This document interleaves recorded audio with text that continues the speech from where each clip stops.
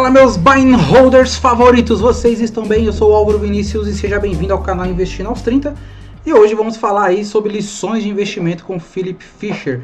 Philip Fisher é um dos investidores, um dos caras que eu mais respeito aí nessa minha trajetória, um dos caras que eu mais estudei. Então eu resolvi trazer aqui algumas lições, né? Algumas frases que ele tem e alguns ensinamentos que eu peguei através dessas frases aí, tá bom? Já pedi pra você deixar solta aquele dedo no like maroto aí, deixa aquele like, é o mínimo que eu peço pra você. Se inscrever no canal se ainda não for inscrito e escrever aí se você comentar, se você concorda, se você discorda das lições aí do Philip Fisher, tá? Então, vamos conhecer um pouquinho dele, né? Philip Fisher foi um dos investidores mais influentes do mundo, adepto ao buy and hold. Ele foi autor, essa palavra foi significa que não está mais entre nós, né? Ele foi autor do livro, e fica a dica, esse livro é sensacional. Sempre me pedem dicas de livro, né? Fica uma dica aí bem legal. Ações Comuns, Lucros Extraordinários, onde ele ensina ao leitor estratégias para investir em boas empresas pensando no longuíssimo prazo. Então, Warren Buffett até brinca, né, que Philip Fisher como um guru tão importante para a filosofia de investimentos atual quanto foi Benjamin Graham, o pai do buy and hold. Então, tem até uma frase do Warren Buffett que ele fala que ele é 85% Benjamin Graham e 15% Philip Fisher, né? Então, você vê a importância dele aí. O cara é foda. Bom, uma das frases dele, né? Se o trabalho foi bem feito ao comprar uma ação, a época de vender é quase nunca. Então, para o Philip Fisher, isso aqui não é o buy and forget, né? O que ele quer dizer? Ele quer dizer basicamente que se você fez o seu trabalho de análise muito bem feito e aquela empresa vem entregando resultado, a hora de vender é quase nunca. Para que você vai vender aquela empresa? Ela continua crescendo, continua entregando, seja em dividendos ou em valorização da cotação. Você não tem necessidade de vender. Então, se você fez um trabalho muito bem feito na análise, a hora de vender é quase nunca. E ele tinha muito esse conceito. Ele era um holder aí dos mais conservadores que tinha nesse sentido, né? Mas isso não quer dizer que você vai comprar e nunca vender. Quer dizer que se você fez o trabalho bem feito, a hora de vender é quase nunca, né? Outra frase incrível dele: ações maravilhosas são extremamente difíceis de serem encontradas. Se não fossem, todos as possuiriam. A história mostra claramente que a fortuna, empresas produtivas de crescimento rápido podem ser encontradas. Entretanto, elas não podem ser encontradas sem trabalho duro e não podem ser encontradas todos os dias. Então, aquela diquinha lá do amigão não serve, cara. Você vai encontrar essas empresas na sua análise, né? Na própria análise. E aí já vou deixar uma chamada aqui para o meu curso, né, Investir em Ações e Fundos Imobiliários com a Estratégia Buy and Hold. Vou deixar o link na descrição, onde eu tenho um módulo, né, uma aula, onde eu mostro como eu analiso small caps, né, como que eu procuro essas empresas. Lembrando que o canal aqui foi o primeiro a falar de JHSF quando custava R$2, né, Santos Brasil, Login, JSL quando estava ali por volta de R$14. E dentre outras, né, tem uma playlist de small cap no canal aí, vocês podem ir lá e ver todas as small caps que eu já falei no canal. Acertei todas? Obviamente não. Mas, quando você monta uma carteira bastante diversificada, você não vai acertar todas. Só que aquelas que você vai acertar, elas vão ter um potencial ser o Steinberger, né? Steinberger, Forberger, empresas que multiplicam por 10, por 20, por 40. Então, são essas pérolas, né? São essas empresas aí que ele mostra aqui, né? São empresas maravilhosas e que estão num preço bom. Então, o Philip Fisher acreditava que a oportunidade única de investimento aparece raramente e apenas para aqueles investidores que estão dispostos a trabalhar duro e pacientemente para encontrá-las. Lembra daquela frase: quanto mais trabalho, mais sorte eu tenho? É o caso, né? Se você não trabalhar duro, nem perceberá quando uma boa oportunidade aparece. Outra frase incrível: não são as margens de lucro do passado, mas as do futuro que são basicamente importantes para o investidor. Então, nossa, isso aqui é sensacional, essa frase, porque o que eu vejo de gente olhando o retrovisor, e cara, ser analista de retrovisor é a coisa mais fácil do mundo. Então muitas pessoas me criticavam quando eu falava de algum small cap desse tipo no canal. Mas a empresa não dá lucro. A Profarma é um bom exemplo, né? A empresa não dá lucro, 8 anos sem dar lucro. Eu falei, calma, na minha análise, a partir dos próximos trimestres ela vai dar lucro. Dito e feito, começou a dar lucro, né? Por quê? Isso é análise. E assim, não adianta só olhar passado, né? Para você achar esse tipo de empresa, só olhar o passado não adianta. Você tem que olhar o business da empresa, olhar o que a diretoria está fazendo, quais são os planos da empresa, né? Para ela poder crescer, para poder entregar resultado para os acionistas. Então vocês têm que debulhar, cara, o site de RI da empresa. Não tem outro jeito. Você tem que ir lá e ficar, não é olhando diquinha de amigo, não é olhando sites, apenas os sites que tem conteúdo histórico. O histórico da empresa é muito bom, porque existe um efeito Linde aí, né? De que empresas boas tendem a continuar boas e empresas ruins tendem a continuar ruins. Mas isso não é uma verdade absoluta. Você tem as empresas fora da curva, você tem os cases de turnaround. Isso aqui não é encher a carteira de porcaria, né? É colocar um pouquinho, né? Mas esse pouquinho que você coloca, esse 1%, até menos que 1%, é com base em muito estudo, né? Então, quando eu coloquei a Profarma na minha carteira, eu estudei igual um maluco. Eu fiquei ali 2 meses praticamente com a dúvida, pô, coloco ou não coloco, vamos estudar, vamos ler o que o CFO vai falar. Deixa eu ver esse mercado aqui de varejo de farmácia, que a empresa está entrando forte, né? Deixa eu ver aqui o balanço, deixa eu ver aqui de onde que vem esse EBITDA está crescendo, mas por que não está virando lucro, e esse fluxo de caixa aqui, né? Vamos ver tudo isso, cara. Você tem que olhar, você tem que entrar e debulhar, e faz parte da... Mas quando dá certo, o mérito é só seu, né? O mérito é todo seu.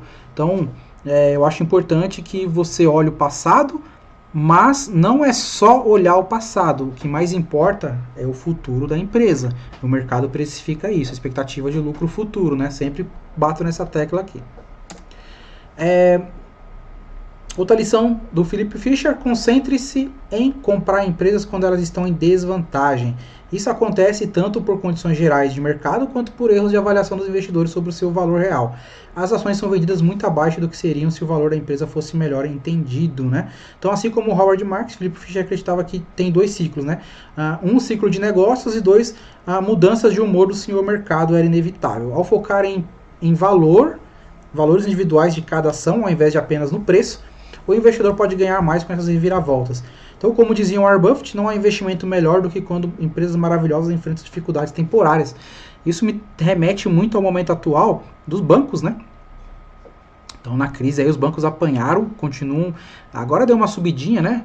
Está subindo um pouquinho, mas ainda estão devendo ainda a rentabilidade. Teve banco aí que caiu 30%.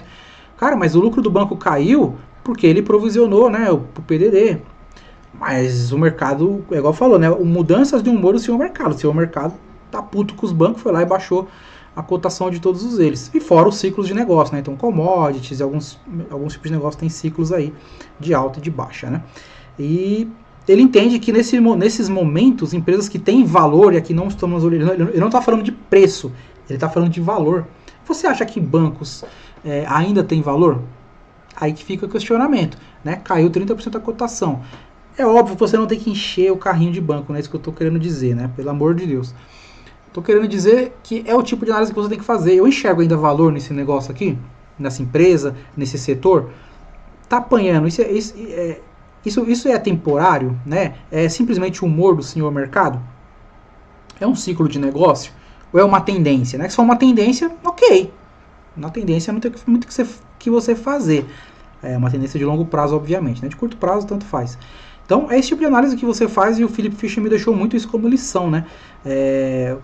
Quando a empresa está em momento de desvantagem, analise o valor, ela continua com valor? Aí você vai ter sua resposta, se vale a pena aumentar a posição.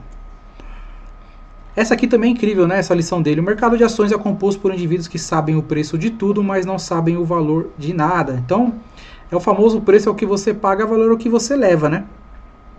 Então, o Philip Fisher ele sempre se concentrou em empresas de valor. O foco dele era empresas de valor, muito mais do que preço. Não que ele não olhasse preço, mas para ele valor é mais importante. Então, as pessoas elas querem precificar tudo, mas elas não sabem explicar o valor de nada, né? A verdade é essa.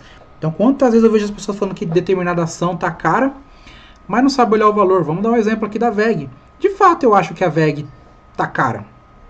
Mas e o valor da empresa? Será que alguém parou para pensar no valor? E o valor da Tesla, que está movimentando um mercado aí, e está mudando. A Tesla basicamente vai mudar no futuro todo o mercado automotivo, né? Isso é valor. Mas o que pinga no seu home broker? É simplesmente o preço, né? Então a gente tem que passar a olhar mais para o valor e talvez menos para o preço. Não que você não vai olhar para o preço, mas se você conseguir juntar valor e preço, porra, melhor ainda. Você vai ter no longo prazo um sucesso muito grande. Vocês sabem que acompanham o canal que eu não sou da filosofia de preço, não importa, apesar de entender conceitualmente como funcionam os aportes regulares, mensais, etc. Tudo isso eu sei, tá? Mas eu sou um cara que eu estudei muito referente a precificar, né, os ativos, a fazer valuation, e eu gosto de fazer isso. Então, para mim, eu não acho que não importa. Porém, houve momentos em si que eu achava que o preço estava caro, mas eu via muito valor naquilo. E aí eu aportei mais, tá? Então, pode ser que eu dependendo do tipo de abordagem da minha carteira, pode ser que eu faça isso sim. E essa aqui, para finalizar, uma das lições dele, e eu acho que todo investidor teria que seguir isso aqui, né? Investidores conservadores dormem bem. Então, se você fez um bom trabalho em investir em ações após a compra, estará com a consciência tranquila. Não terá necessidade de monitorar o preço o dia inteiro, não sentirá ansioso nem se o mercado fechar por 10 anos. Aliás, esse é o pensamento de Warren Buffett, né? Indica para os investidores analisarem se fizeram um bom investimento. Como você se sente a respeito de suas ações se o mercado fechar por 10 anos? Se você se respondeu seguro, eu particularmente me sentiria seguro até por mais tempo, provavelmente investiu da maneira certa. Caso contrário, é melhor repensar a sua abordagem. Então as pessoas, e o Luiz Barsi ele fala muito isso também, né? As pessoas elas entram no mercado com o dinheiro do pão, né? Com o dinheiro que ela vai precisar no curto prazo. Gente, renda variável, ações, não é dinheiro que você vai precisar no curto prazo, porque você vai quebrar a cara, né? Eu tenho pessoas que sabem que eu invisto, sabem que eu estudei para isso, que eu tenho um canal tudo, e a pessoa vem com uma abordagem estranha pro meu lado. Ah, eu consigo recuperar o dinheiro em quanto tempo? Se eu investir X em um ano... Gente, eu falo pra pessoa, esquece ações, vai pra renda fixa, tá? Por quê? Você não vai dormir tranquilo sabendo que o seu dinheiro tá lá. E o mercado cai, o mercado cai muito, e a gente não sabe o que o mercado vai fazer, qual que é o humor do senhor mercado, né? A gente não sabe o que vai acontecer. Vem uma canetada do governo, vem uma fala do Trump, vem uma briga da China com os Estados Unidos, uma nova pandemia, sei lá, enfim. Pode acontecer um monte de coisa e fazer com que você perca o seu sono. O investimento ele tem que ser prazeroso, tem que ser algo que você... É algo tedioso, moroso, mas não é algo que vai tirar o seu sono. Porque se o seu investimento está tirando o seu sono, eu conheço pessoas que tiram de fato o sono, né? Chega domingo à noite, a pessoa está mandando já como que vai ser, como que está o mercado futuro de outros países. Porra, pra que isso, cara?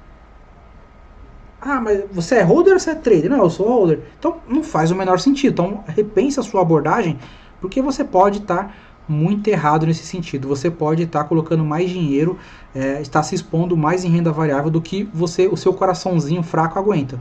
E não tem nada errado nisso. Nem todo mundo tem o mesmo estômago, tem o mesmo coração e tem a mesma capacidade de ter outras fontes de renda, né?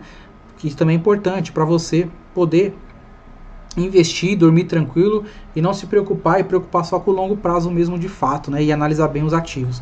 Então, acho que esse é o recado, essa é a lição mais importante que eu acho que o Philip Fisher, que eu trouxe aqui do Philip Fisher nesse vídeo, tá? Então, você gostou do conteúdo?